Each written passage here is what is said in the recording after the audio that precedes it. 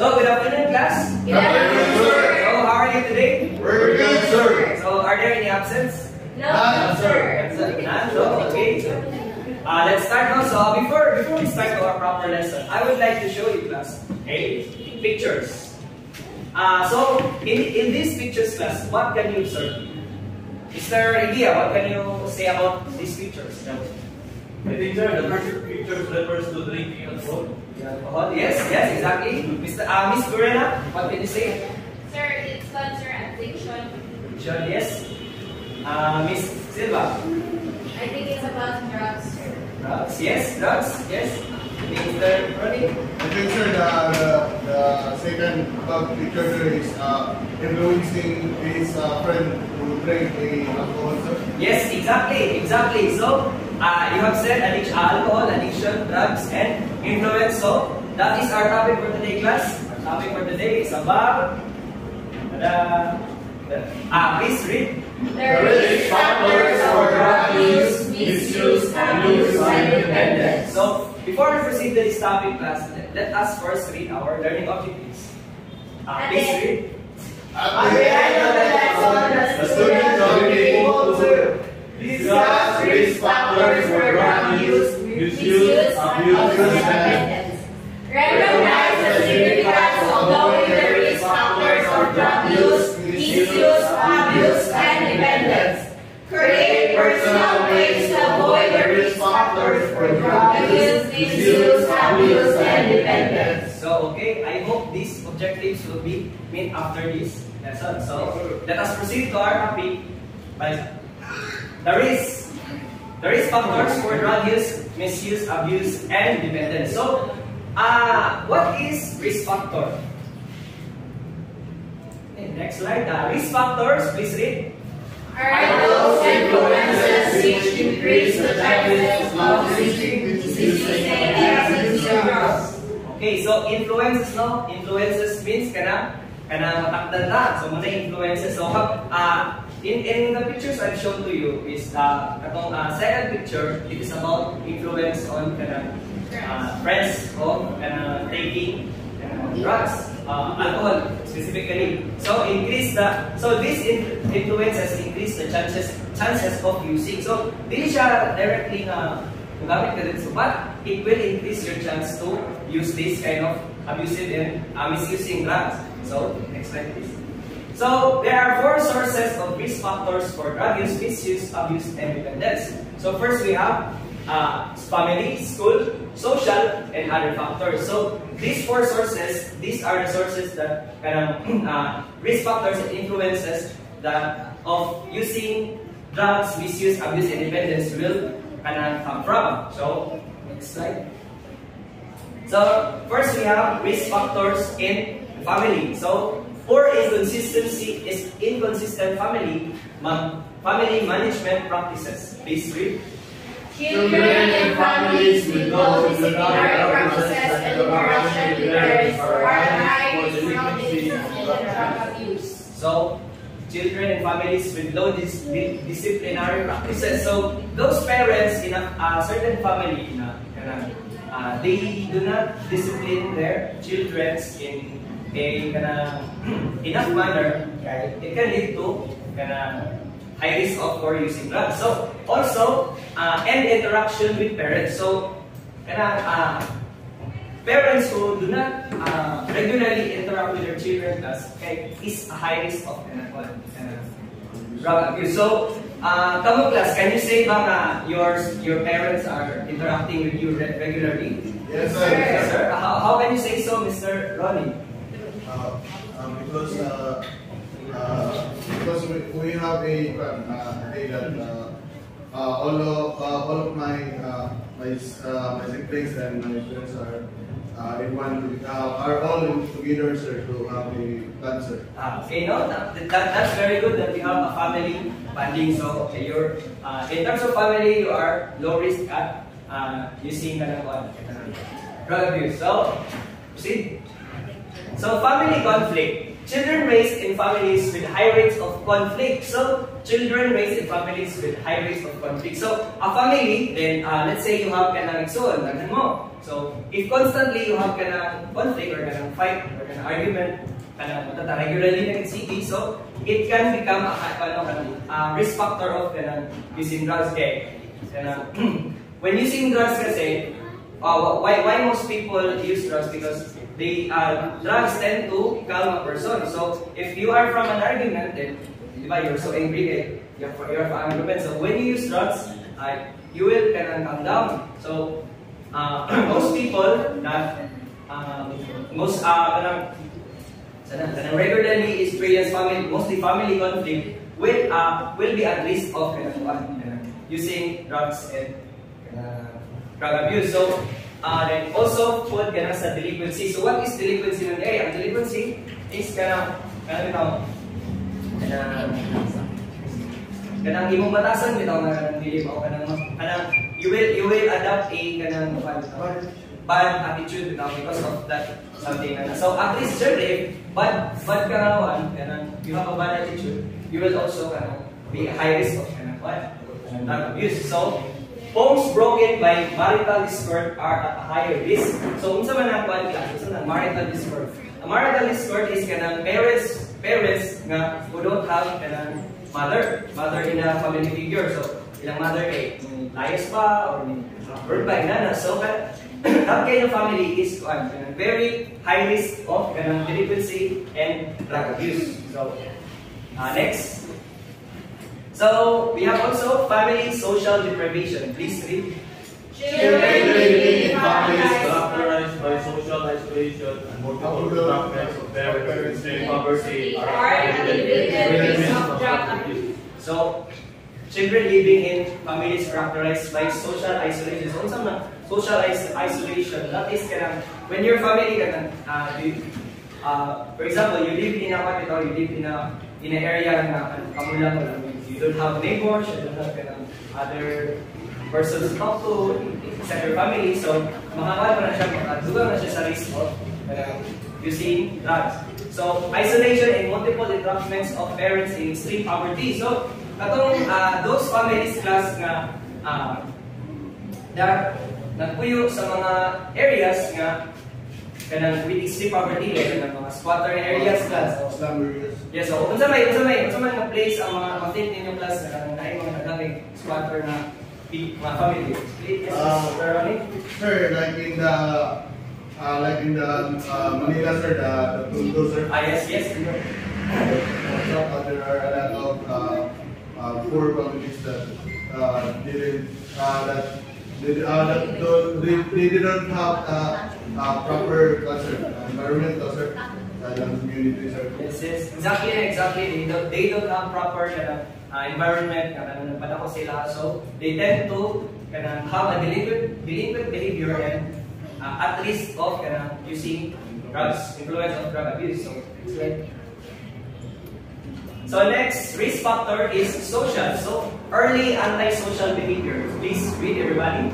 In the primary grades, predicts the use of drugs in adolescence. So antisocial behavior in the primary grades. So primary grades. So mostly when you are a student pa ng elementary, that is primary grade. So predicts frequent use of drugs in adolescence. So when you are young class, when you are you have children, mga children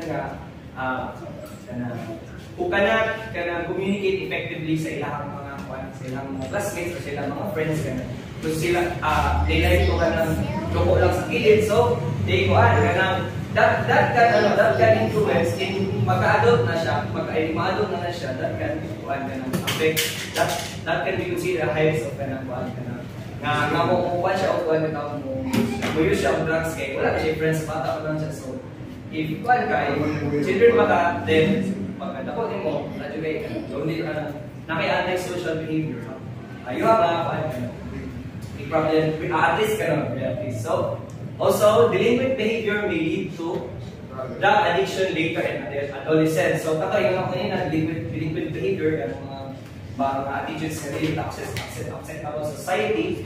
So if kanang children na nagsugod ba lang sa ako, nagsugod ba lang sa bata ka lang, hinana na ang behavior, wala pa na discipline sa parents. So later in adolescence, at high risk na sila kung gamit ng mga kanang drugs, misuse, abuse, addiction, and dependence. So next slide. So another risk factor of social is peer pressure. So unsa na, do you have any idea class what is peer pressure, Mr. Yeah? Sir, my idea about peer pressure is, for example, in Kauban, isabay sa social, ikaw na lang wala kasabay, dahil kang maikog na nila yes, exactly, no, exactly. Peer pressure is about the part and ang mga tao na include sige, your friends, that is, if you go with a friends na who uses alcohol, who drinks, who smokes, you will be influenced, no? Pero it depends lang in your kanang mindset lang. Pero most of the time, a certain person will be kanang influenced by their friends. So drug behavior and drug-related attitudes, of course, are among the strongest and most potent predictors of drug involvement. So ibutang dali class no, the strongest and most potent. So kani siya one of the reasons na kagaling mga kanisa using drugs kay because of their circle of friends. So kamo class, when you choose circle of friends, be wise, be mindful and be wise of choosing your circle of friends. So do you understand? Yes, sir. Yes, sir. Okay, so next slide. So risk factor social. We have another, neighborhoods, attachment, and community disorganization. So high population densities, high crime rates, and lack of natural surveillance in public places can cause increased delinquency and drug abuse. So like what Mr. Ronnie said, in Tondo Manila has a high population density. Diba? You can see in TV, in movies, they have very daghan resident to. They extreme power. They have also so high population densities can lead to high crime rates. So mostly crime class does include drug abuse correlated sila and lack of natural surveillance. So mga areas na wala kayo mga there are no CCTV, mga police nga patrol, there are high risk of mga tao diya it has high risk of using drugs and mas abuse na increased delinquency and drug abuse. So delinquency no wala sa delinquency very valid. So next slide. Please read. Like crime rates, community values, and norms also affect rate of adolescent delinquency and drug abuse. So kanina class, it is included in the risk factor of social. So like what I said earlier, crime rates, community values also. So if there are places na lack of surveillance, there are many population densities. Ang community value, what is community values mga values bitaw mga norms class na nasunod sa community. So with a high dense population na community, the community values will be not organized class. So it will become a high risk of drug use and delinquency. So next slide. So risk factor, the school. So please read school failure. Delinquency is related to academic performance in school. School failure generally increases delinquency. Poor school performance is a common antecedent. So school failure, school failure. So delinquency is related to academic performance in school. So when you are a delinquent student class, siyempre, ang your academic performance will be affected because not advice, you have delinquent behavior. So when you have a delinquent behavior, then you have a poor academic performance. Siyempre, so high risk ka to engaging in smoking, alcohol, gateway drugs. School failure in elementary grades proceeds to delinquency, especially class in elementary grades. If naka-experience ka lang ng paghahabol sa elementary ka lang, then maka-affect na siya sa imo. You affect in your mind. So then, wala yung mag-guide mo. So you will be at high risk na ka sa possible nga in adolescence mo, ako mo you will be influenced in taking drugs. So poor school performance is a common antecedent to drugs. So what I have said earlier, if you have poor performance, academic performance, so you tend to be stressed, then when you will be influenced to take drugs to reduce your stress. So next slide. So another, low degree of commitment to education and attachments to school. Those who are committed to participating in school activities, all high achievement and educational aspirations are the least prone to delinquency and drug abuse. So, kanang mga those students who do not participate in class activities, they are not interested and not sila lang achieve dinali. So they are a high risk of influence of drug abuse. So those students naman who are committed to participate in school activities, those high achieving students and educational aspirations, those motivated students to eskwela, so they are least prone to delinquency and drug abuse. So next slide.